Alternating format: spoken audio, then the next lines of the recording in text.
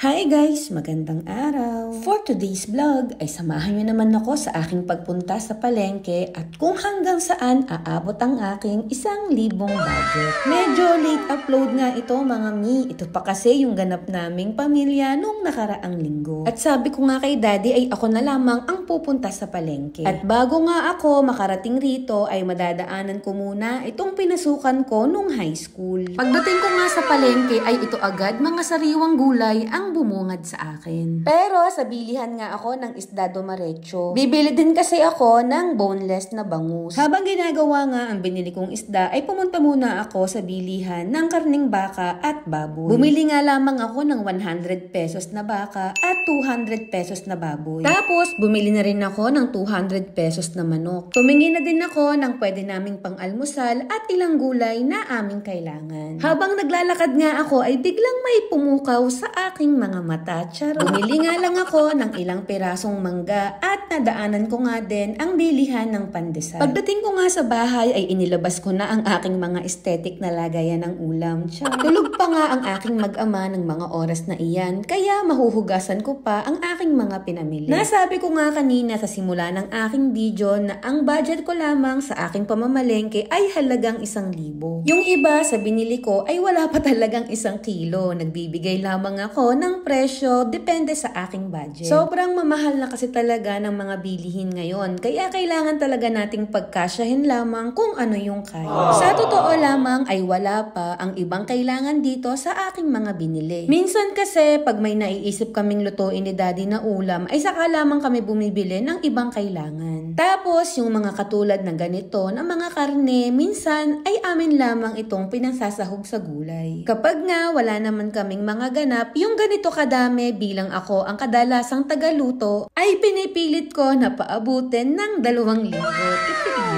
Pero syempre, depende pa rin naman iyon sa amin. Minsan nga ay wala pang 1 linggo sa amin ay nauubos na ito. Pagkatapos ko nga sa aking pag-aayos ng aking pinamili ay nagawa naman ako ng pagkain ni baby. Nung araw nga na iyan ay carrots at broccoli naman ang aking lulutuin para sa kanya.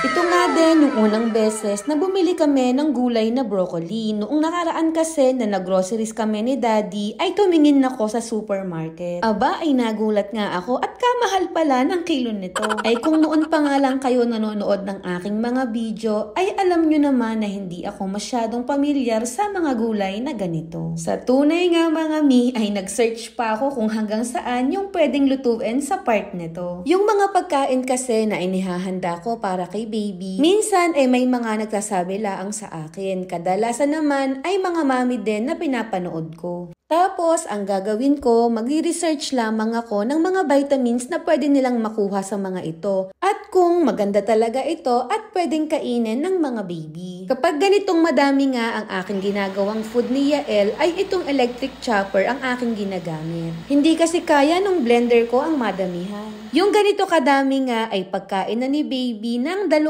hanggang 3 araw. Nilalagay ko nga lang ito sa ref. Hindi na nga din ako naglalagay sa freezer. Paano naman kasi ay nag-iiba ang texture nito kaya nung nakaraang araw nga ay ayaw kainin ni Yael. Pagkain lang naman niya ito ng ilang araw. Kaya sigurado ako na hindi ito napapanis. Pero syempre, palagi ko din muna itong tinitikman bago ibigay sa kanya.